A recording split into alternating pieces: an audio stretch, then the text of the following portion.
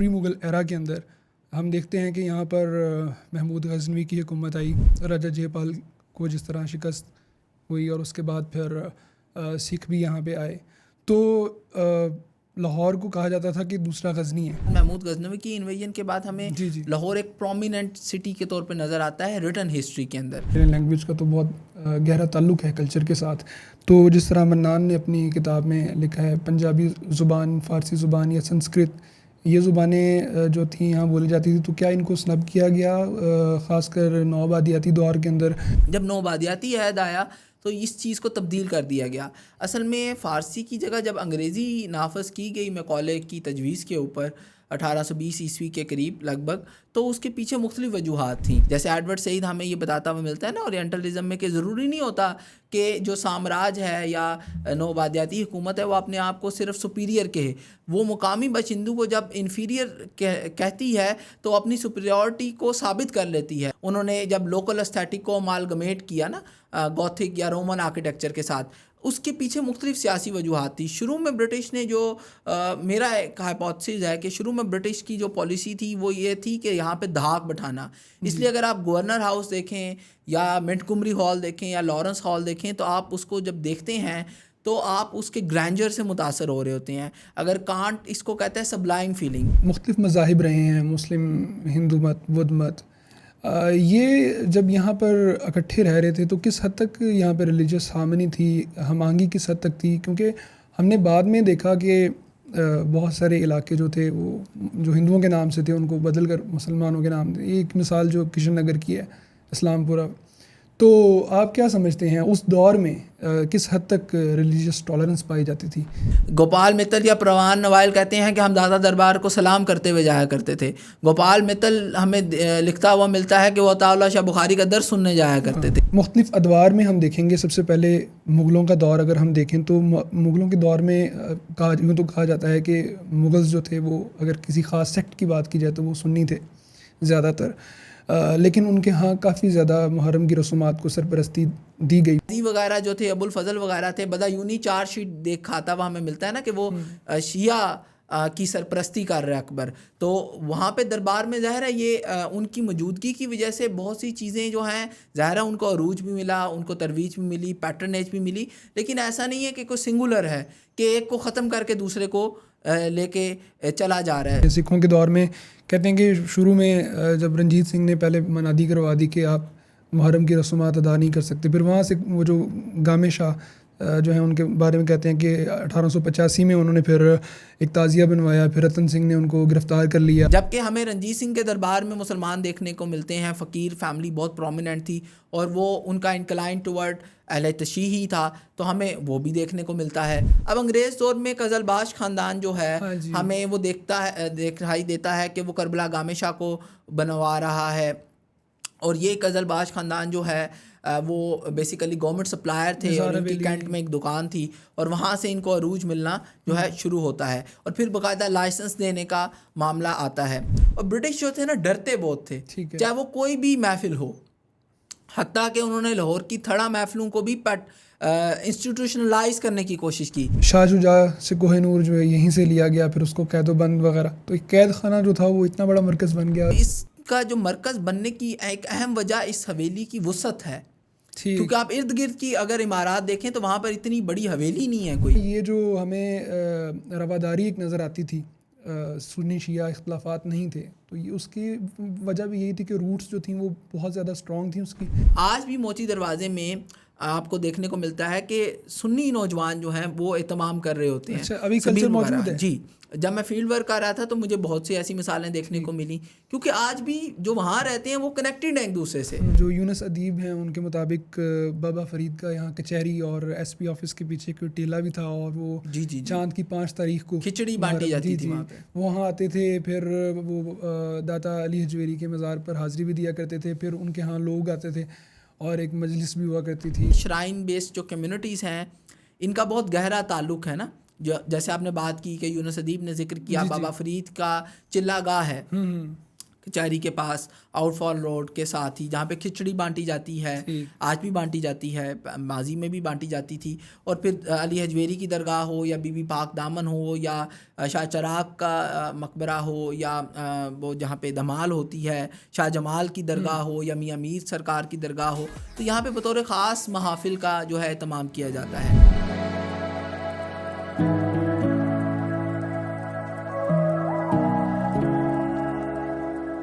अस्सलाम वालेकुम, welcome to another thought provoking episode of dialectics. आज की इस एपिसोड में हम लाहौर की कल्चरल हिस्ट्री पर बात करेंगे और हम इसमें प्री मुग़ल हिस्ट्री हो या मुग़ल एरा, उसके बाद पोस्ट मुग़ल एरा, इनको भी कवर करेंगे। और फिर ये देखेंगे कि कल्चरल कॉन्टेक्स्ट में मुहर्रम उल हराम जो है उसकी कितनी अहमियत थी और मुख्तलिफ़ अदवार में रसूमात जो अदा की जाती थी उनको किस हद तक सरपरस्ती मिलती थी, फ़रोग़ मिलता था। तो इन मौज़ूआत पर बात करने के लिए आज हमने एक दफ़ा फिर दावत दी है जनाब तलहा शफ़ीक साहब को। Sir welcome. बहुत शुक्रिया आपकी दावत का। जी अच्छा सर, सबसे पहले तो सकाफ़त की अगर बात करें हम तो कोई एक दौर नहीं है, लेकिन जब हम बात करते हैं लाहौर की कल्चरल हिस्ट्री की तो पहला जो ख़याल हमारे जहन में आता है मुग़लिया दौर का आता है। उसमें मुग़लिया दौर की इमारतें और जो वसी बागात हैं या जिस तरह का तर्ज़ ज़िंदगी था। तो क्या इससे पहले अगर हम चले जाएं प्री मुग़ल एरा के अंदर, हम देखते हैं कि यहाँ पर महमूद गज़नवी की हुकूमत आई, राजा जयपाल को जिस तरह शिकस्त हुई और उसके बाद फिर सिख भी यहाँ पे आए। तो लाहौर को कहा जाता था कि दूसरा गज़नी है। उसकी शायद एक की वजह थी कि सेंट्रल एशिया से यहाँ पे पोइट्स आए, यहाँ पे लिटरेरी शख्सियात आई। तो आप क्या समझते हैं कि जो मुग़लों से पहले लाहौर था उसकी सकाफ़त किस हद तक फ्लरिश किया उसने? क्या वो एक इर्तकाई अमल था जिसने मुग़ल दौर के अंदर भी फिर अपना रोल प्ले किया? अच्छा, लाहौर की तारीख़ में एक अहम बाब है जो प्री मुग़ल लाहौर है। और हमारे यहाँ पे अमूमन लाहौर को या तो इसकी नौबादियाती शनाख्त का ज़िक्र होता है या फिर इसको बतौर मुग़ल सिटी ही लोग अमूमन इसको कंसेप्चुलाइज़ करते हैं। और आपने भी इसको फिर बात शुरू की गज़नी से, महमूद गज़नवी की आमद से या उसकी इन्वेजन से। अच्छा, लाहौर तो इससे कबल भी था और हमें गो के हिंदू शाही पीरियड के ज़्यादा मोनूमेंट्स नहीं मिलते, यानी कि कोई हमारे पास ऐसा उसका स्ट्रक्चरल एविडेंस या कोई बिल्डिंग सर्वाइव नहीं कर सकी। इम्तदाद ज़माना की नज़र होगी, शोमई किस्मत, लेकिन बहरहाल वो अहद तो था। और इसके हवाले से एक अहम जो हमें कड़ी मिली वो 1959 में जो लाहौर में आज तक एक ही बाकायदा खुदाई हुई, वो शाही किला लाहौर में जब की गई तो उसमें जब उसमें खुदाई की गई और 60 फुट गहराई में जाया गया तो वहाँ से मुख्तलिफ़ नवादरात जो हैं, मुख्तलिफ़ जो हैं हमें चीज़ें मिली जिसमें टेराकोटा फिगरिन्स हैं या जो हमें प्री मुस्लिम जो पीरियड है उसका पता देती हैं। और उसमें हमें जो पोट्री मिली उसके ऊपर जो पैटर्न्स हैं वो हड़प्पन कल्चर के हैं। ठीक, इससे हमें पता चलता है कि ये शहर जो है ये काफ़ी कदीम है। ख़ास तौर पे जो इसकी मौजूदा तफ़हीम है इसकी तारीख़ की उससे तो ख़ासा कदीम है। अब एक तो ये चीज़ हमें हमेशा मद्देनज़र रखनी चाहिए। उसके बाद महमूद गज़नवी की इन्वेजन के बाद हमें लाहौर एक प्रोमिनेंट सिटी के तौर पे नज़र आता है रिटन हिस्ट्री के अंदर, क्योंकि हमें बाकायदा जो इसकी मालूम तारीख़ है जो कि लिखी गई है, तहरीरी तारीख़ है, वो इस अहद से इसका पता चलना शुरू हो जाता है। हवा वो 892 ईस्वी की किताब हो या 982 ईस्वी की हदूदुल आलम हो, मगर हमें उसमें भी ज़िमनन ज़िक्र आता है। लेकिन फिर महमूद की इन्वेजन के बाद जो है लाहौर को बहुत अरूज मिला, हत्ता कि इसको गज़नी ने ख़ुद पुकारा गया कि ये छोटा गज़नी है, क्योंकि गज़नी कैपिटल था। तो इसकी जो वो आप समझ लें कि इसकी अहमियत थी वो इस कदर थी। और महमूद ने इसी वजह से यहाँ पर अपने हासुल ख़ास जो लोग तो उसे ग़ुलाम कहते हैं, गो के था तो ग़ुलाम, मगर वो आज के ज़माने के मुताबिक ग़ुलाम नहीं था। अमूमन तारीख़ को पढ़ते हुए प्रेजेंटिज़म का भी शिकार हो जाते हैं। तो अयाज़ को भेजा, एक नो मफतूआ इलाके में उसने अपने ख़ास आदमी को भेजा और फिर अयाज़ ने शहर की तामीर नो भी की, इसलिए लोग इसको लाहौर का बानी भी कहते हैं। लाहौर गज़टियर जो 1893 में लिखा गया 1883 में, तो उसमें भी अयाज़ को लाहौर का बानी बताया गया कि लाहौर के बाशिंदे जो हैं अयाज़ को आज भी याद करते हैं। हमें यहाँ से फिर देखना को मिलता है कि लाहौर में बहुत सी इमारत तामीर हुई, और 1206 ईस्वी में जब कुतुबुद्दीन ऐबक लाहौर में हाकिम था तो तब भी लाहौर जो था वो क्योंकि सुल्तान यहाँ पर था तो लाहौर जो है कैपिटल के तौर पे सर्व कर रहा था 1206 से 1210, और इसके बाद भी हमें लाहौर जो है वो अहम शहर नज़र आता है। हत्ता कि इसी ज़माने में हमें नज़र आता है कि लाहौर इल्म हदीस का शहर भी रहा।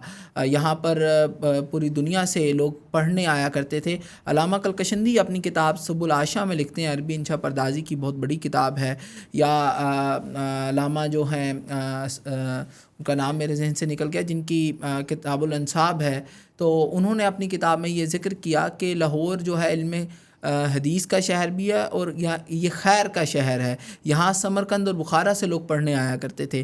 और यही जो फिर चीज़ है बाद में आगे हमें मुग़ल दौर से भी कनेक्ट होती मिलती है, जो कल्मिनेट होती है कि क्यों अकबर ने लाहौर को कैपिटल डिक्लेयर किया, और उसमें उसकी कुछ सियासी वजूहात भी थी जो यहाँ मज़ाहमत हो रही थी, लेकिन उसमें ये ताल्लुक़ भी था। और हमें फिर मुग़ल अहद जो पूरा है उसमें नज़र आता है यहाँ के मदारिस हों, यहाँ की जामियात हों, उनका शोहरा जो था वो पूरे हिंद में भी था और पूरी दुनिया में भी था। क्योंकि जो लाहौर में सियाह आए मुग़ल अहद में, अब एक सियाह कहता है कि मैं कुस्तुनतुनिया भी देख रखा है, मैं और भी जगह देख कर आया हूँ, मगर लाहौर का कोई सानी नहीं है। तो जो लाहौर लाहौर है वाली बात है वो हमें उस ज़माने में भी देखने को मिलती है, और फिर इसी तरह हमें ये सिख अहद और नौबादियाती अहद में भी इसकी यही अहमियत जो है वो देखने को मिलती है। ठीक है। अच्छा सर, अगर लैंग्वेज के कॉन्टेक्स्ट में बात करें, लैंग्वेज का तो बहुत गहरा ताल्लुक़ है कल्चर के साथ। तो जिस तरह मन्नान ने अपनी किताब में लिखा है, पंजाबी ज़ुबान, फ़ारसी ज़ुबान या संस्कृत, ये ज़ुबानें जो थी यहाँ बोली जाती थी, तो क्या इनको स्नब किया गया ख़ासकर नौबादियाती दौर के अंदर? और सूफिया के यहाँ कौन सी ज़ुबानें राइज थीं? और फिर यहाँ मुकामी ज़ुबानें इंडिजिनस जो थी उसको कल्चर पे कितने असरात थे उसके? अच्छा, लाहौर में हमें जो दरबारी ज़ुबान देखने को मिलती है वो सल्तनत पीरियड या अर्ली टर्किश एम्पायर का जो पीरियड है, जिसको उर्फ़ आम में ख़ानदान गुलामा कहा जाता है, जो कि वैसे इस्तिलाह ठीक नहीं है। इस पर अज़ीज़ अहमद साहब का बहुत शानदार काम है, तो उन्होंने बताया ये अर्ली टर्किश एम्पायर की उन्होंने टर्म कॉइन की। हमें फ़ारसी जो है वो देखने को मिलती है कि वो अहम ज़ुबान थी। और फिर मुग़ल अहद में भी गो कि वो ख़ुद फ़ारसी स्पीकर तो नहीं थे, उस तरह से पर्शियन स्पीकर नहीं थे, लेकिन उन्होंने भी फ़ारसी को अहमियत दी क्योंकि इस खित्ते की ज़ुबान थी। क्योंकि हमें सूफिया के अगर मलफूज़ात देखें तो वो भी हमें प्राइमरीली फ़ारसी ज़ुबान में नज़र आता है कि उन्हें तहरीर किया गया। और इसी वजह से इसकी एक अहम सबूत एक और भी है कि रंजीत सिंह के ज़माने में गो कि वो पंजाबी था, मगर उसने दरबारी ज़ुबान को फ़ारसी ही रखा, यानी कि फ़ारसी ज़ुबान ही दरबार की ज़ुबान रही। इसलिए उसका जो कोर्ट हिस्टोरियन है वो अपनी जो सोहन लाल सूरी है उसने भी फ़ारसी ज़ुबान में किताब तहरीर की। इससे हमें पता चलता है कि फ़ारसी ज़ुबान की अहमियत क्या थी। जब नौबादियाती अहद आया तो इस चीज़ को तब्दील कर दिया गया। असल में फ़ारसी की जगह जब अंग्रेज़ी नाफज की गई मकौले की तजवीज़ के ऊपर 1820 ईस्वी के करीब लगभग, तो उसके पीछे मुख्तलिफ़ वजूहात थी। एक तो आप देखिए कि जो लोग पहले तालीम याफ्ता कहलाते थे वो एकदम जो है अनपढ़ हो गए, बेमानी हो गए। उसकी वजह ये हुई कि जब ये कह दिया गया कि सरकार में नौकरी के लिए अहलियत जो है अब वो फ़ारसी ज़ुबान नहीं रही, तो यक जुम्बिश कलम जो है कि बहुत से एक हिला दिया गया ना सोसाइटी को, कि बहुत से लोग जो अहमियत के हामिल थे वो उस तरह से ख़त्म हो गए। इसलिए लाहौर में लोग कहना शुरू हो गए कि पढ़े फ़ारसी बेचे तेल, वारे कुदरत तेरे खेल। तो हमें इससे नज़र आता है ये जो मुहावरे ज़रबुल अमसाल होती हैं हमें बहुत सी चीज़ों का पता देती हैं, तो हमें देखने को ये चीज़ मिलती है। फिर हमें एक और फिर अंग्रेज़ी ज़ुबान जब नाफिज होती है तो एक बड़ी मशहूर वो इसी तरह या खान है कि हुन मैं अंग्रेज़ी पढ़ गई हैं ते नार कलीच बढ़ गई हैं, या फिर हुन बाबू साहब कहलावे पढ़े विच कॉलेज दे तो नाल बिस्कुट दे ना चाह दे नाल बिस्कुट खावे। यानी कि एक नया कल्चर आ रहा है ना नौबादियाती अहद में, कॉलोनियल पीरियड में। अब अंग्रेज़ी ज़ुबान आ रही है, अब वो सूटेड बूटेड है, टाई पहनता है, अब लाचा और वो जो है पग नहीं पहनता, खूसा नहीं पहनता, और उसके बाद अब वो चाय के साथ बिस्किट खाता है और कॉलेज में पढ़ता है। और अब वो जो है कि मैं अंग्रेज़ी पढ़ गई हूँ और इसलिए मैं नारकली बाज़ार जा सकती हूँ, क्योंकि ये बाबुओं का बाजार है, ठीक। क्योंकि इसके गिर्द गवर्नमेंट कॉलेज है, पंजाब यूनिवर्सिटी है, म्यू स्कूल ऑफ आर्ट है, एक तरफ किंग एडवर्ड मेडिकल कॉलेज बन रहा है, और लाइफ लाइन थी ना, कल्चरल लाइफ लाइन थी कॉलोनियल पीरियड की माल रोड। तो ये हमें पता देती है कि ये तब्दीली किस तरह से आ रही है। और जहाँ तक आपने बात की स्नब करने की, तो ये तो हमें देखने को मिलता है कि पंजाबी ज़ुबान को अहमियत नहीं दी गई। इवन GW लाइटनर की अगर आप रिपोर्ट पढ़ें, जो गवर्नमेंट कॉलेज का बानी भी था और बाद में ओरिएंटल कॉलेज और पंजाब यूनिवर्सिटी का भी एक तरह से बानी है, और वो उसकी भी ड्यूअल पर्सनैलिटी है, एक तरफ एज ए स्पाई भी काम कर रहा है और एक तरफ ये भी उसकी शख्सियत का एक पहलू है। सो वो भी ये उसकी रिपोर्ट से भी हमें ये एक सबूत देखने को मिलता है कि किस तरह से रिप्लेस किया जा रहा है पंजाबी ज़ुबान को। और पंजाबी ज़ुबान की अहमियत, ये जो आज डिस्कोर्स है कि पंजाबी को लोग जोहला की ज़ुबान समझते हैं,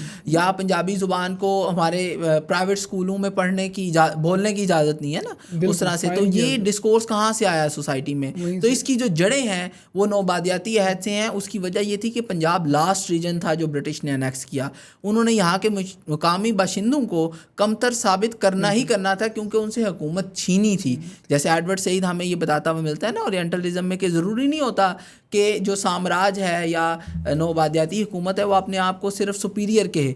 वो मुकामी बाशिंदों को जब इन्फीरियर कहती है तो अपनी सुपीरियरिटी को साबित कर लेती है। जो उनका वाइट मैन बर्डन और सिविलाइजिंग मिशन है उसको वो जस्टिफाई कर लेते हैं। तो ये तो पहलू हमें देखने को मिलता है कि नौबादियाती अहद में बहरहाल पंजाबी ज़ुबान को दबाया गया और उसके पीछे मुख्तलिफ सियासी वजूहात थी। ठीक जी। अच्छा सर, ये अब नौबादियात की हम बात तो कर रहे हैं, हमने जितना इंफ्रास्ट्रक्चर यहाँ पे देखा है आज तक, कहते हैं जी गोरे का दिया हुआ ये जो निज़ाम है, इमारतें हैं, इसकी ख़ास इसकी जो है वो तारीफ़ भी की जाती है, पजीराई भी होती है। अगर हम मुग़लों के दौर की बात करें तो उसकी भी बड़ी अहमियत है। तो क्या ये कहना दुरुस्त है कि जो गोरा जब आया यहाँ पे, जो उसने इंफ्रास्ट्रक्चर डेवलप किया, तो उसमें कहीं ना कहीं मुगलिया जो इंफ्रास्ट्रक्चर था उसके नकूश पाए जाते थे, और उसकी बुनियादी वजह शायद ये थी कि वो चाहता था कि अपने आप को यहाँ का इंडिजिनस हुक्मरान साबित करे लोगों पर, ताकि वो हुकूमत करना उसके लिए आसान हो, या वो इस कदर जो है वो उससे मुतासिर था? तो आप इसमें क्या समझते हैं? अच्छा, ये इतना सादा नहीं है, ये मामला इतना सिंपल नहीं है। जो राज की पॉलिसीज़ हैं, एक तो हमें ये समझने की ज़रूरत है कि वो ऐसी नहीं है कि वो सिंगुलर हैं, कि वो जो यहाँ की पॉलिसी है वही सिंध के लिए है, वही बलूचिस्तान के लिए है, वही साउथ इंडिया के लिए है। उनकी पॉलिसीज़ वेरी करती हैं रीजन टू रीजन। अब पंजाब में अगर हम बात करें और बतौर ख़ास लाहौर की बात करें, तो आपने कहा कि उसमें हमें मुग़ल इमारात की झलक दिखाई देती है। नौबादियाती इमारात में झलक तो दिखती है, लेकिन इब्तदाई इमारात में क्यों नहीं दिखती? आपका लाहौर का जो रेलवे स्टेशन है वो सब कुछ है, वो एक ट्रांसपोर्टेशन का दफ्तर नहीं है। हाँ जी, देखें ना, वो 1858 में वो बनना शुरू हो रहा है। उसकी जब फाउंडेशन रखी गई तो उसके पहले उसके पत्थर पे लिखा गया ताम बैलो क्वाम पीस, कि हम इसे इक्वली यूटिलाइज़ करेंगे वार एंड पीस में, और जॉन लॉरेंस रख रहा है उसकी बुनियाद। और उसके बाद आपको देखने को मिलता है कि 1857 की जंग के बाद वो बन रहा है ना। इसी तरह फिर आपको जो अवलीन इमारतें हैं वो नियो गॉथिक स्टाइल में देखने को मिलती हैं। वो लॉरेंस हॉल हो या मिंटगुमरी हॉल हो या लाहौर के अवलीन जो चर्चिज़ हैं वो देखने को मिलते हैं, चाहे GC की गॉथिक लेडी हो, जिससे लोग आज इंस्पायर हो रहे होते हैं। तो हमें ये समझने की ज़रूरत है कि राज ख़त्म नहीं हुआ, राज इज स्टिल एक्टिव। हाँ जी, ये जो नियो कॉलोनियलिज्म है उसमें इन इमारात का बहुत गहरा ताल्लुक है, लोग उनको देख के इंस्पायर हो रहे होते हैं। अच्छा, अब दूसरा तरफ हमें इंडो सारासैनिक आर्किटेक्चर भी नज़र आता है। तो ये क्यों पहलू आया? फिर ये क्यों उन्होंने जब लोकल एस्थेटिक को अमालगमेट किया ना गॉथिक या रोमन आर्किटेक्चर के साथ, उसके पीछे मुख्तलिफ सियासी वजूहात थी। शुरू में ब्रिटिश ने जो मेरा एक हाइपोथेसिस है कि शुरू में ब्रिटिश की जो पॉलिसी थी वो ये थी कि यहाँ पे धाक बैठाना। इसलिए अगर आप गवर्नर हाउस देखें या मिंटगुमरी हॉल देखें या लॉरेंस हॉल देखें, तो आप उसको जब देखते हैं तो आप उसके ग्रैंडर से मुतासर हो रहे होते हैं। अगर कांट इसको कहता है सबलाइम फीलिंग, तो सबलाइम फीलिंग क्या होती है? जब वंडर और टायरल अमालगमेट हो जाते हैं। जैसे हम समुंदर को देखते हैं तो उसकी वुसअत से मुतासर भी हो रहे होते हैं और एक उससे खौफजदा भी हो रहे होते हैं। तो इन इमारात को आप गवर्नर हाउस देखें, एक शख्स की इतनी तवील रिहाइशगाह क्यों है? धाक बैठाने के। लार्ड साहब दी हवेली, गवर्नर साहब दी हवेली, तो एक धाक बैठानी थी ना मुकामी बाशिंदों पे। फिर जब उनका रूल कंसोलिडेट हो जाता है तो 1880 से ऑनवर्ड हमें नज़र आता है कि वो कांग्रेस भी बना रहे हैं, वोटिंग राइट भी दे रहे हैं, तो बिल्डिंग के अंदर भी चेंज आना शुरू हो गया है। तो इंडो सारासैनिक आर्किटेक्चर आता है। अब रूल कंसोलिडेट हो चुका था, एक्सपैंड करना था, तो उसके लिए उन्होंने अपने आप को heirs of the Mughal portray करना शुरू किया। बिल्कुल। तो हमें उन बिल्डिंग्स के अंदर ये चीज़ मिला, लेकिन ये सब कुछ सिंगुलर वॉइसेस नहीं थी। इसमें बैक वक्त राज के अंदर भी ऑफिसर्स के अंदर डिफरेंट वॉइसेस थी, डिबेट्स चल रही थी। अगर आप आर्किटेक्चरल डिबेट्स पढ़ें उनकी, तो उसमें हमें डिफरेंट वॉइसेस देखने को मिलती हैं। लेकिन ये अगर हम बिल्डिंग्स के आर्किटेक्चर को देखें तो हम उसमें ये नज़र आता है कि शुरू में नियो गॉथिक और बाद में इंडो सारासैनिक आया, और दोनों के पीछे मुख्तलिफ सियासी वजूहात हैं। और आज भी राज स्टिल एक्टिव हमारे माइंड में किस तरह, उनकी बिल्डिंग्स के ज़रिए। इसलिए उन बिल्डिंग्स की मरम्मत और बहाली के लिए वो बहुत सा पैसा भी खर्च करते रहते हैं, वो देते भी रहते हैं। तो उसके पीछे मुख्तलिफ सियासी वजूहात है ना, कि कॉलोनियल रूल अभी तक एक्टिव है हमारे माइंड में। आज भी लोग इंस्पायर हो रहे हैं। जैसे जीसी से पढ़ने वाले जो हैं वो माइटी गॉथिक लेडी से बड़ा इंस्पायर होते हैं। आप रावियंस के कभी स्टेटस देखें या प्रोफाइल पिक्चर देखें तो उस पर गॉथिक लेडी होगी। अब वो उनके जहन में वो राज से जो इंस्पिरेशन है वो उस स्ट्रक्चर की वजह से कायम है। तो वो कहीं ना कहीं आज भी वो चीज़ें मौजूद हैं हमारे यहाँ पे। बिल्कुल। यहाँ पे लाहौर की, जैसा आप हिस्ट्री की बात कर रहे हैं, गज़नवी एरा से पहले भी जो आपने बात की सारी, मुख्तलिफ मज़ाहिब रहे हैं, मुस्लिम, हिंदू मत, बुद्ध मत। ये जब यहाँ पर इकट्ठे रह रहे थे तो किस हद तक यहाँ पे रिलीजियस हार्मनी थी, हमआहंगी किस हद तक थी? क्योंकि हमने बाद में देखा कि बहुत सारे इलाके जो थे वो जो हिंदुओं के नाम से थे उनको बदल कर मुसलमानों के नाम थे। एक मिसाल जो किशन नगर की है, इस्लामपुरा। तो आप क्या समझते हैं उस दौर में किस हद तक रिलीजियस टॉलरेंस पाई जाती थी यहाँ पे? हाँ जी। अच्छा, लाहौर का जो कल्चर है ना वो कॉस्मोपॉलिटन कल्चर है। वो यूनिटी इन डाइवर्सिटी का तस्वर हमें देता है। इसलिए जब मैंने किताब लिखी थी तो उसका नाम था लाहौरी कोसे कुज़ा, यानी कि लाहौर धनक मिसल है, रेनबो की तरह है। और उसमें बात भी इसी मौजू पे की गई थी कि जो धनक होती है ना उसकी तमाम तर खूबसूरती रंगों के सही तनासुब से होती है। अगर हम बाज़ रंगों को बढ़ा दें और बाज़ को घटा दें तो धनक बिखर जाएगी। तो ये शहर धनक मिसल है ना। अब आपने जो बात की कॉस्मोपॉलिटन कल्चर की, यानी कि कैसा था वो तनव्वो था यहाँ पर शहर के अंदर। आप अगर, मैं ये मिसाल अक्सर दिया करता हूँ, अगर आप जो लोहारी दरवाजे के बाहर चौक है उसमें खड़े हों तो आपको एक जानिब मुस्लिम मस्जिद का मीनार देखने को मिलता है, और मुस्लिम मस्जिद का एक मीनार तामीर नहीं किया गया। और मुकामी लोग, ये एक ऑरल ट्रेडिशन है चाहे फैक्चुअल ना भी हो, वो ये बताते हैं कि इसको एहतरामन दूसरे मीनार को तामीर नहीं किया गया क्योंकि उसके सामने सेतला मंदिर था। ठीक है। अब सेतला मंदिर जो है वो बहुत बड़ा मंदिर था लाहौर का, और वहाँ पे हमें वकार अम्बालवी वगैरह बताते हुए मिलते हैं कि वो वहाँ पे चिल्ले काटा करते थे, वो जाया करते थे। और अगर आप उस ज़माने के अदीबों को पढ़ें तो वो अपनी कहानियों में भी ये दिखाते हुए मिलते हैं, और आम अगर हम उनकी खुद नविश्त वाने उमरियाँ पढ़ें तो वो भी बताते हुए मिलते हैं कि वो तो आम जाया करते थे।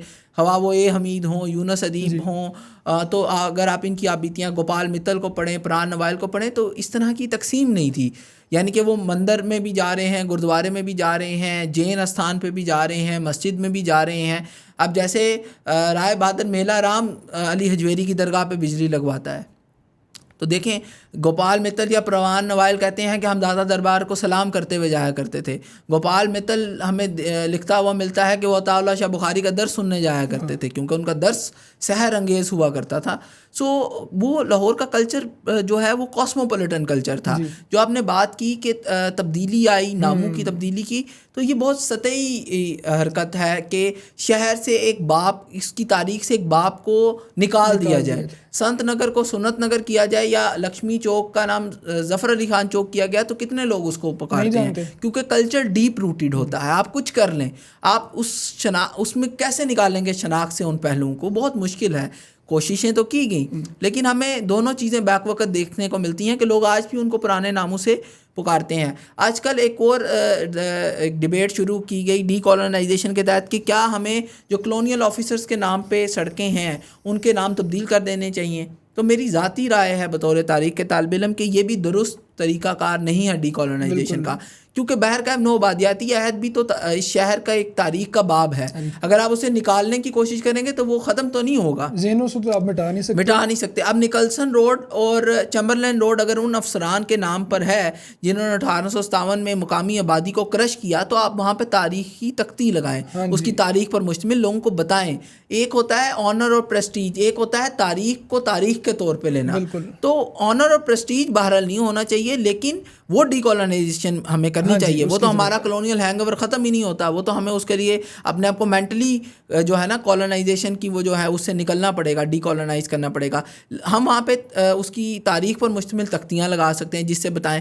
और उसके साथ साथ जैसे 632 सिपाही मियाँ मीर छावनी से निकले और उनका अजनाला के मकाम पर मैसेकर किया गया या अनारकली में तोमदम किया गया, तो उनकी उस तारीख के इस बाब को जो फरामोश कर दिया गया, उन मुकामात पर उस हवाले से भी तख्तियाँ लगाई जाएं। तो हमें इसकी तमाम तर तारीख को, इसके कॉस्मोपॉलिटन कल्चर को एज इट इज़ लेना चाहिए। यही शायद इस शहर की सीख भी है, इसका सबक भी है, जो इसने सदियों की तपस्या की है। उस तपस्या का नतीजा एक यही है कि जब तक हम इस धनक को एज इट इज़ लेंगे तो धनक को एंजॉय करेंगे, इसको बखेरने की कोशिश करेंगे तो ख़राबी पैदा करेंगे। जी सर, ठीक। अभी सर हम मुहर्रम से रिलेटेड बात करते हैं। आपको पता है मुहर्रम का महीना है और इसमें बहुत सी रसूमात के हवाले से अगर देखें तो कल्चर का भी ताल्लुक़ है गहरा इसके साथ। मुख्तलिफ़ अदवार में हम देखेंगे। सबसे पहले मुग़लों का दौर अगर हम देखें तो मुग़लों के दौर में यूँ तो कहा जाता है कि मुग़ल्स जो थे वो अगर किसी ख़ास सेक्ट की बात की जाए तो वो सुन्नी थे ज़्यादातर, लेकिन उनके यहाँ काफ़ी ज़्यादा मुहर्रम की रसूमात को सरपरस्ती दी गई, भरपूर दी गई। और फिर बाद में 1708 में बहादुर शाह के बारे में कहा जाता है कि उसने शिया होने का ऐलान भी कर दिया था। तो मुग़लों के दौर में किस हद तक इसको तरवीज मिली? देखिए, जो मुग़ल रूल है ना, उसके बारे में भी मसला ये है कि लोग उसको वो एक ख़ास डब्बे में ढालने की, एक ख़ास उसके गिर्द दायरा खींचने की कोशिश करते हैं। ऐसे नहीं है। पहले तो बात है उन्हें बादशाह समझे, ठीक है, और वो बादशाह की रियाया में सब लोग हैं। अब देखिए, मुग़ल आपको होली मनाते हुए भी मिलते हैं, दिवाली मनाते हुए भी मिलते हैं, मुग़ल आपको नौरोज़ मनाते हुए भी मिलते हैं, यूं ही मुहर्रम उल हराम की रसूमात भी हैं। तो उनकी कोई ख़ास ये नहीं है कि वो ख़ास सेक्ट या ख़ास मज़हब की तरवीज कर रहे हैं। देखिए, अकबर जो है वो जनाबे ईसा अलैहिस्सलाम की सवाने उमरी लिखवा रहा है, वो जो है बाइबल का तर्जुमा करवा रहा है फ़ारसी के अंदर, ठीक है। तो वो बहुत इंस्पायर था। जेजुइट मिशन भी हमें देखने को मिलते हैं। इवन जहांगीर की इब्तदाई तालीम कहा जाता है, हमें बाज़ तारीख़ी शवाहिद मिलते हैं कि वो जो है मिशनरीज़ के यहाँ पे हुई।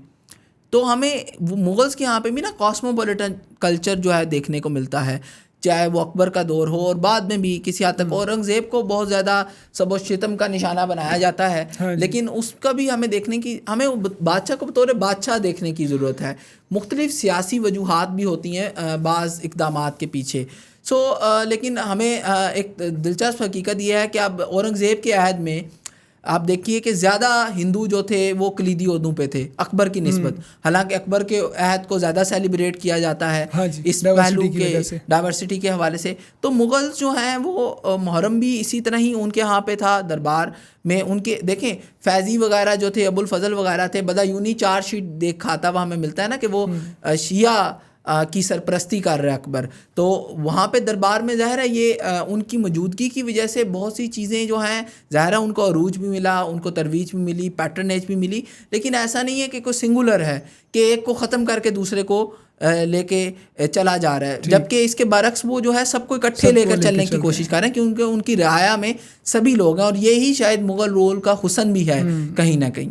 तो अभी बाकी अदवार जिस तरह मैं बात कर रहा था उसमें सिखों की बात कर लें या नौआबादियात की बात कर लें। सिखों के दौर में कहते हैं कि शुरू में जब रंजीत सिंह ने पहले मनादी करवा दी कि आप मुहर्रम की रसूमात अदा नहीं कर सकते, फिर वहाँ से वो जो गामे शाह जो हैं उनके बारे में कहते हैं कि 1885 में उन्होंने फिर एक ताज़िया बनवाया, फिर रतन सिंह ने उनको गिरफ़्तार कर लिया। उसके बाद फिर जो एक रियासत के अमीर थे शेर सिंह, वो भी ताज़ियादार बने। तो बल्कि वो बकौल अब्दुल लतीफ़ उनके यहाँ वो कहते हैं कि शेर सिंह का ताज़िया जो था वो एक बड़ा ताज़िया समझा जाता था। तो सिखों के दौर में भी उतार चढ़ाव आता रहा। और फिर अगर हम कॉलोनियल पीरियड की बात करें तो उसमें फिर एक पॉलिटिकल फैक्टर बहुत अहम होगा। ऑब्वियसली वो एक बड़े बड़े इज्तिमात और जुलूस हो रहे हैं, तो उसको फिर उन्होंने रेगुलराइज करने की कोशिश की, लॉ एंड ऑर्डर वगैरह। तो इसके ऊपर आपकी क्या ओपिनियन है? अच्छा। थोड़ी सी उसके कॉन्टेक्स्ट में ज़्यादा रोशनी डालिए, जो नौबादियात जो थे जी। उनके यहाँ क्या पाया सही। जाता था इसके अच्छा देखें, सिख अहद के बारे में ना हमारे यहाँ पे एक तो बहुत गलतफहमी पाई जाती है कि सिर्फ रंजीत सिंह का ज़माना सिख दौर है।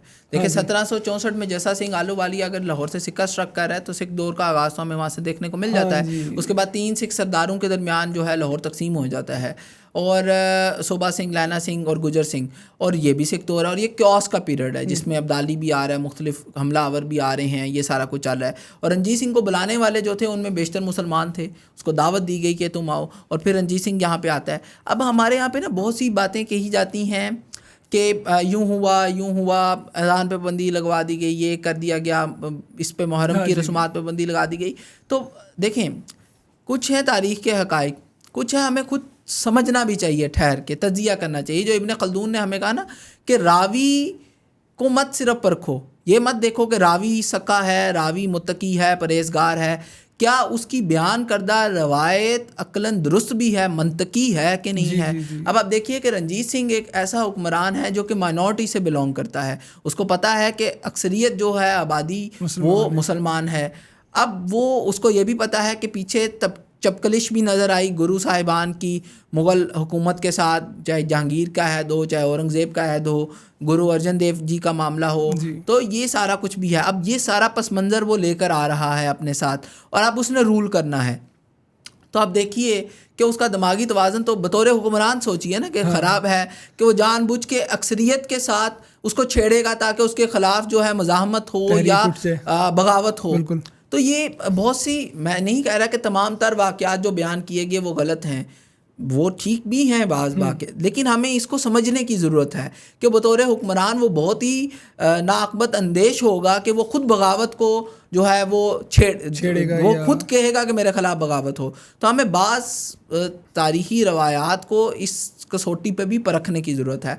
अब आ जाते हैं कि जब अंग्रेज़ों ने हुकूमत ली तो वो वही बात है, जब छीनी तो उन्होंने एक ख़ास तरह से मंजर कशी की, एक ख़ास तरह से तस्वीर कशी की।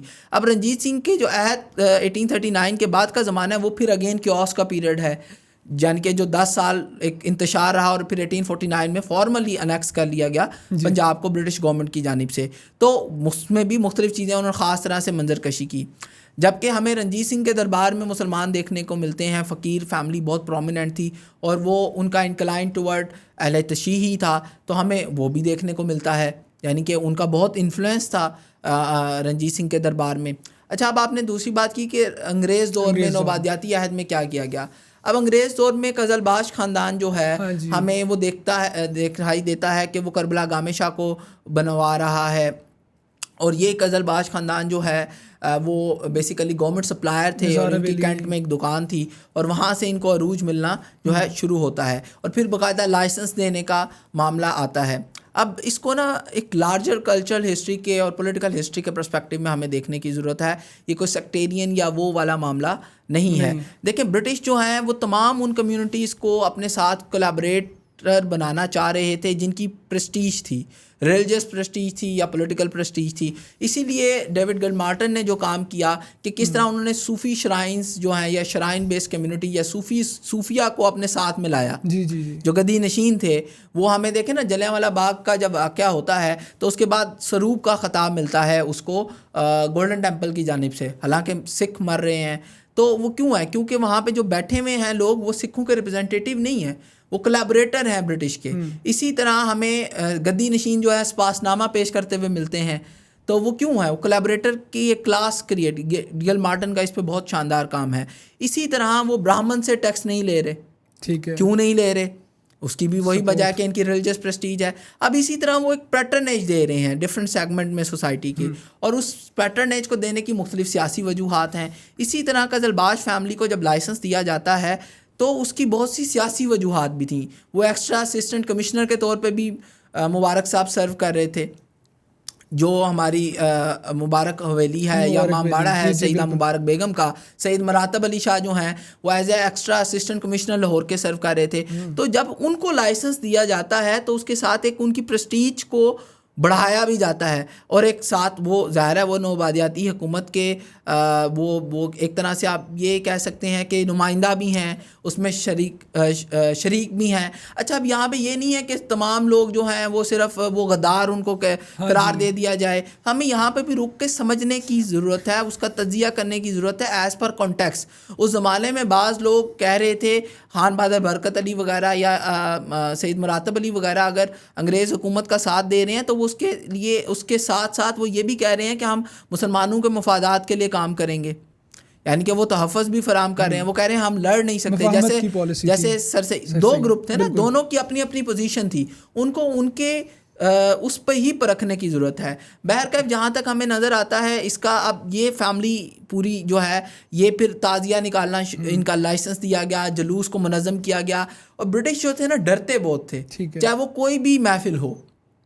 हत्ता कि उन्होंने लाहौर की थड़ा महफिलों को भी इंस्टीट्यूशनलाइज करने की कोशिश की कि बाकायदा लाइसेंस लिया जाएगा, वहाँ पे क्या गुफ्तगू होगी हम उसको देखेंगे। तो यही जहाँ पे भी बड़ी मजलिस हो रही है, बड़ी महफिल इज्तिमा हो रहा है, तो ब्रिटिश उसको चैनलाइज करने की कोशिश कर रहे हैं। मुहर्रम की मजालस के साथ भी ये मामला हमें देखने को मिलता है कि वो उसको देख रहे थे, क्योंकि उनको डर, देखे ना, एक एलियन लैंड पे वो रूल कर रहे हैं। हर वक्त चोर हमेशा डरता ही है ना, तो वो डर रहे थे कि ये इकट्ठे हो जाएंगे तो कहीं हमारे खिलाफ मज़ाहमत ना हो, और इसके साथ फिर उन्होंने डिवाइड एंड रूल को भी साथ साथ जारी रखा। तो ये सारा कुछ हमें दोनों सेक्स के साथ देखने को मिलता है, एक में नहीं है। तो मुहर्रम की मजालस में भी जब उन्होंने लाइसेंस दिए तो उसकी बास और बहुत सी सियासी वजूहात भी जो है वो थी, लेकिन सिर्फ यही नहीं थी। ज़ाहिर है कल्चरल हिस्ट्री के पर्सपेक्टिव से वो और भी चीज़ें हैं, लेकिन कुछ पहलू ये भी हैं। इसकी तारीख़ के पे थोड़ी सी बात करें। मुबारक हवेली जो है, इस पे वॉल्ड सिटी ने तो काफ़ी काम किया हुआ है कि शाह शुजा से कोहिनूर जो है यहीं से लिया गया, फिर उसको कैदोबंद वगैरह, तो एक कैद खाना जो था वो इतना बड़ा मरकज़ बन गया। असल में मुबारक हवेली जो है ना, आप पहले अंदरून को ये समझिए कि पहले बहुत बड़े बड़े मैंशंस नहीं हमें देखने को मिलते। या तो वो नोबल्स के होंगे या बादशाह के दरबार से मुतल्लक लोग ही हों, उमरा के होंगे, आम लोगों के इतने बड़े बड़े मैंशंस नहीं होते थे। अब आप लोगों को अक्सर समझ नहीं आती कि सिख दौर हो या अंग्रेज़ दौर हो, वो पुरानी इमारतों को मस्मार करके क्यों ईंटें हासिल कर रहे हैं। यानी कि ऐसी क्या वजह है, ईंट है, कोई सोना तो नहीं है, मिट्टी की बनी हुई ईंट है, इस तरह से मुयस्सर नहीं थी चीज़ें, तो इसलिए पुरानी इमारतों को मस्मार किया गया। ठीक है। अब इससे आप थोड़ा सा अंदाज़ा लगाएं, जो आपने कहा ना, वो जो हवेली है वो हवेली बहुत बड़ी हवेली थी, तो वो एक आम बिल्डिंग नहीं है जी, सिर्फ हवेली बतौर हवेली। अब ये आप उसकी तारीख को अगर अलग से भी कर लें, उसकी जो वुसअत है वही उसकी एक अहमियत की एक बहुत बड़ी वजह है। क्यों शाह शुजा को वहाँ रखा गया, हाँ जी, एक ख़ास वजह है। कोई नूर हीरा वहाँ से छीना गया उसे, और फिर मुबारक हवेली जो है वहाँ पे मरकज़ वो बनी, वो भी अगेन उसकी वसी और अरीज़ होना उसकी एक बहुत बड़ी वजह है। नसार हवेली और मुबारक हवेली दरअसल इकट्ठी ही हैं। बाद में इनके जो फैमिली डिस्प्यूट हमें इनहेरिटेंस का नज़र आता है, उसके बाद ये अलग हो गई हवेलियाँ, साथ साथ ही हैं। तो ये एक ही हवेली थी, ये बहुत बड़ा मैंशन था। और मोची दरवाज़ा आपको गढ़ नज़र आता है, वहाँ पे आपको बहुत सी इमाम बारगाहें जो हैं वो देखने को जो हैं वो मिलती हैं। तो इसका जो मरकज़ बनने की एक अहम वजह इस हवेली की वुसअत है, क्योंकि आप इर्द गिर्द की अगर इमारत देखें तो वहाँ पर इतनी बड़ी हवेली नहीं है कोई जहाँ पे मजलिस का एहतमाम किया जा सके। तो इसकी एक यानी कि वजह ये है, एक तो ज़ाहिर है कि फ़ैमिली उस सेक्ट से बिलोंग करती थी, उनका रुझान उस तरफ था, तो वो तो वजह थी। तो वो मरकज़ इसलिए बन गई कि अंदरून में आपको और इतनी बड़ी जगह जहाँ पे मजलिस बर्पा की जा सके वो मैसर भी तो नहीं थी। तो उसकी जो एक उसका फिर हमें नज़र आता है कि वो प्रॉपर गढ़ बन गई, और आज भी जुलूस का मरकज़ी जुलूस का ताल्लुक़ वहीं से होता है। तो उसमें ये वाला पहलू जो है वो हमें देखने को मिलता है, ये ख़ासकर वुसअत वाला। ठीक सर, आम तौर पर अभी हम थोड़ा सा पहले रिलीजियस टॉलरेंस की बात कर रहे थे। यहाँ हमारे यहाँ जो फ़िरका वारियत से रिलेटेड एक सवाल है, ख़ासकर मुहर्रमुल हराम में हमने अपने बड़ों से ये सुन रखा है कि एक कल्चर था, सबील कल्चर बहुत आम था हमारे यहाँ। तो अगर अब हमने मुख्तलिफ अदवार डिस्कस कर लिए हैं, बरतानवी दौर भी डिस्कस कर लिया, सिखों का भी, मुग़लों का भी, तो क्या ये जो हमें रवादारी एक नज़र आती थी, सुन्नी शिया इख्तलाफात नहीं थे, तो ये उसकी वजह भी यही थी कि रूट्स जो थी वो बहुत ज़्यादा स्ट्रॉन्ग थी उसकी। क्योंकि देखा हमने यही है कि तारीख़ में अगर हम पढ़ें तो ज़िया दौर के बाद बहुत ज़्यादा हमें हालात ख़राब नज़र आए हैं। अच्छा देखिए, अंदरून को समझने के लिए ना आप उसको उसको अगर आप उसको देखें तो दीवारें जुड़ी हुई हैं, ठीक है, गलियां तंग हैं, दीवारें जुड़ी हुई हैं, खुशी गमी इकट्ठी है, जी, ठीक, दिल भी जुड़े हुए हैं। वो उसकी वजह है ना। देखें वो कनेक्टेड हैं। बिल्कुल। आप किसी गली में दाखिल हों और आज भी दाखिल हों, 2026 ईस्वी में भी अगर दाखिल हों और आप आउटसाइडर हैं, तो आप किसी के घर के बाहर खड़े हों तो जो भी गली में उस गली का कोई और घर का किसी और घर का रिहायशी होगा, वो भी आपसे इस्तफसार करेगा आप कहाँ आए हैं, किसके पास आए हैं, पूछगछ करेगा। क्योंकि वहाँ पे घर की डोमेन सिर्फ घर की चार दीवारी नहीं है, वो मोहल्ला, वो गली, उन सब का घर है, क्योंकि उनकी खुशी गमी कनेक्टेड है। शाम के वक्त बाहर बैठना, गुफ्तगू करना, ये जो थड़ा महफिलें होती थी, ये सब कुछ जुड़ा हुआ था ना। तो इसी तरह जब भी कोई कुछ भी होता है, कोई शादी ब्याह का मामला हो, तो वहाँ पे लोग अपने घर खोल देते हैं। ठीक। जो बरादरी किसी और जहाँ पे आती है तो वहाँ आके ठहरते हैं। अच्छा, अब ये जो आपने बात की, ये फिर आज का सोसाइटी कल्चर डिफरेंट है। वहाँ पे जिसका साथ घर है उसको कोई आमतौर पे इल्म नहीं है कि मेरे साथ रहने वाला कौन है, उसका कोई ताल्लुक नहीं है। ये कैपिटलिज्म और इसकी तरफ जो मॉडर्नाइजेशन है, ये उसकी देन है, न्यू अर्बनाइजेशन, ठीक है। उसमें हमें जो अर्बन जो नई सोसाइटीज़ हैं उसमें ये देखने, और लोग बात देखिए, हर चीज़ के प्रोज एंड कॉन्स होते हैं। जब वो कनेक्टेड थे तो वो फिर उन हर मामले में वो उनका आ भी जाते थे, यानी कि मुख्तलिफ मसाइल भी थे, उसके फ़ायदे भी थे। और आप कुछ लोग उसको पसंद भी करते हैं कि किसी दूसरे से लेना देना नहीं है। अच्छा, अब जब घर जुड़े हुए थे तो वो जो रसूमात थी, चाहे वो उसे बिलोंग करते हैं या नहीं करते, ठीक है, उस सेक्ट से, लेकिन सबील लगाई जाती थी अहले सुन्नत के जो अहबाब थे उनकी तरफ से।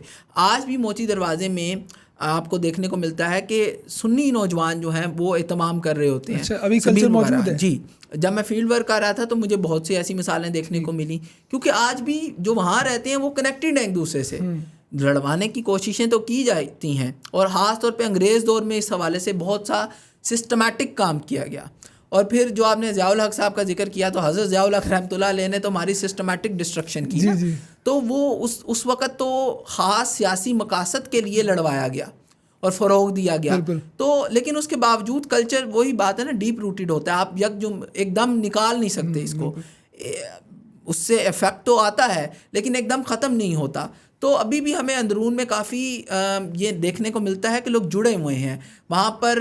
हाँ, हमें ऐसी वाक़यात भी देखने को मिले कि किसी ज़माने में ऊंची मस्जिद से मरकज़ होता था, जब जुलूस वहाँ से गुज़रता था तो वहाँ पे लड़ाई भी होती थी और वहाँ पे बहुत से मसाइल भी आए, लेकिन अब हमें ऐसे देखने को नहीं मिलता। वो जब ज़िया साहब के दौर में लड़वाने की कोशिश की गई तो उस ज़माने में हमें ये चीज़ें देखने को मिलती हैं, लेकिन उसके बाद आज वहाँ पे इस तरह से मसाइल नहीं हैं, क्योंकि वो एक ख़ास मकसद की पैदावार चीज़ें थी। असल में लोग एक दूसरे से जो है ना डिसकनेक्टेड नहीं है, वो लड़ना नहीं चाहते। वो क्यों लड़ेंगे जब वो इकट्ठे रह रहे हैं इतनी सदियों से या इतनी दहाइयों से। तो आज भी हमें ये कहीं ना कहीं देखने को मिलता है कि वहाँ पे अभी भी वो जुड़े हुए हैं एक दूसरे से, उस तरह से कोई लड़ाई का माहौल नहीं होता। जी, लास्ट एक सवाल है आपसे, वो सूफिया से मुतल्लिक के सूफिया जो थे उनके यहाँ मुहर्रम किस तरह से मनाया जाता था? क्योंकि जो यूनुस अदीब हैं उनके मुताबिक बाबा फरीद का यहाँ कचहरी और एसपी ऑफिस के पीछे कोई टीला भी था, और वो चांद की 5 तारीख को खिचड़ी बांटी जाती थी वहाँ पे। वहाँ आते थे, फिर वो दाता अली हजवेरी के मज़ार पर हाज़िरी भी दिया करते थे, फिर उनके यहाँ लोग आते थे और एक मजलिस भी हुआ करती थी या इज्तिमा होता था वहाँ पे। तो इनके यहाँ क्या वो तो और ही रंग है ना, सूफिया का रंग। अच्छा, अब सूफिया का जो है अगर आप उसको देखें तो जो तमाम सूफ़ी सिलसिले हैं जी, जो नक्शबंदी सिलसिला है गालबन, उसको छोड़ के वो हज़रत अली करमुल्लाह वजहुल करीम से मुतल्लक हैं, क्योंकि ख्वाजा हसन बसरी और उनसे इनका ताल्लुक़ है। ये सब अपने आप को उधर से जो है वो ट्रेस करते हैं। तो इनका तो बहुत गहरा ताल्लुक़ है, वैसे तो बतौर मुसलमान वैसे ही अहले बैत अतहार से बहुत गहरा ताल्लुक़ है, लेकिन इनके यहाँ पे इनका जो एक तसव्वुफ़ का सिलसिला है, ये क्योंकि जाके उनसे जुड़ता है और मिलता है, तो इनका तो बहुत उस हवाले से भी बहुत गहरा ताल्लुक़ है। और सूफिया के यहाँ पे जो है इसका बतौर ख़ास फिर एहतमाम भी किया जाता है। आप उनके मलफूज़ात देखें तो उसमें जो है फिर हमें देखने को मिलता है, बतौर ख़ास ज़िक्र होता है। अच्छा, अब दूसरा जो मामला है वो है श्राइन बेस्ड जो कम्युनिटीज़ हैं, इनका बहुत गहरा ताल्लुक़ है ना। जैसे आपने बात की कि यूनुस अदीब ने जिक्र किया, जी, बाबा फरीद का चिल्लागाह है कचहरी के पास आउटफॉल रोड के साथ ही, जहाँ पे खिचड़ी बांटी जाती है, ठीक। आज भी बांटी जाती है, माजी में भी बांटी जाती थी। और फिर अली हजवेरी की दरगाह हो या बीबी पाक दामन हो या शाह चराग का मकबरा हो या वो जहाँ पे धमाल होती है शाह जमाल की दरगाह हो या मियाँ मीर सरकार की दरगाह हो, तो यहाँ पे बतौर ख़ास महाफिल का जो है तमाम किया जाता है। अब आप जो बात कर रहे थे ना कि पहले मजलिस सिर्फ अहले तशी कम्युनिटी के लिए नहीं थी, कि मजलिस में सिर्फ जो है वो जा रहे हैं, मजलिस में सुन्नी नौजवान भी जाते थे, बल्कि हमारे बड़े बुजुर्ग तो ये कहते हुए मिलते हैं कि उन्होंने बोलना बैठना अदब सीखा ही मजालिस से, बिल्कुल ज़ुबान मजालिस से सीखी। वो तो है। जब अलामा तालिब जोहरी साहब की मजलिस लगा करती थी पीटीवी पे, तो वो यकसा लोग देखा करते थे, उससे सीखा करते थे। लफ्ज़ का मैं तो कहता हूँ कि अगर आपने बोलना सीखना है, लफ्ज़ का उतार चढ़ाव सीखना है, तो आप मजलिस सुने कभी अच्छे जाकर की, तो आपको आएगा। और फिर मजालिस में भी मुख्तलिफ रंग होते थे। दिल्ली वालों की मजलिस, कश्मीरियों की मजलिस अलग होती थी, जो लखनऊ से आए ख़ास तौर पे हिजरत करके, उनकी मजलिस, उनका मरसिया पढ़ने का अंदाज़ फ़र्क होता था। तो बहुत से रंग थे, ये तमाम पहलू थे जो देखने को मिलते थे। उसमें फ़िरका वारियत नहीं होती थी। वहाँ पर जो सब हैं जब जाया करते थे तो वो उससे सीख कर आया करते थे, तो वो उन सब के लिए एक तरह से दरसगाह भी थी। और आज भी जो अच्छी मजालिस हैं वहाँ पे हमें तमाम देखने को मिलते हैं, तमाम फ़िरक़ों के लोग जाते हैं उसको सुनने के लिए, सीखने जाते हैं। वो बतौर ख़ास कोई सिर्फ अहले तशी कम्युनिटी के लिए नहीं है, आज भी ऐसे ही है जो अच्छी मजालिस हैं। और लाहौर का तो वैसे भी ये कल्चर है, बिल्कुल वो जुड़े हुए हैं ना एक दूसरे से, वही बात है, वो कनेक्टेड हैं एक दूसरे से। जितनी मर्जी कोशिश की जाए तो वो उनको डिसकनेक्ट किया नहीं जा सकता आसानी से। ठीक सर, आपके वक्त का बेहद शुक्रिया, बहुत ही सेहर हासिल गुफ्तगू रही। नाजरीन, इसी के साथ हमें इजाज़त दीजिए और चैनल को सब्सक्राइब करना मत भूलिएगा। अल्लाह हाफ़िज़।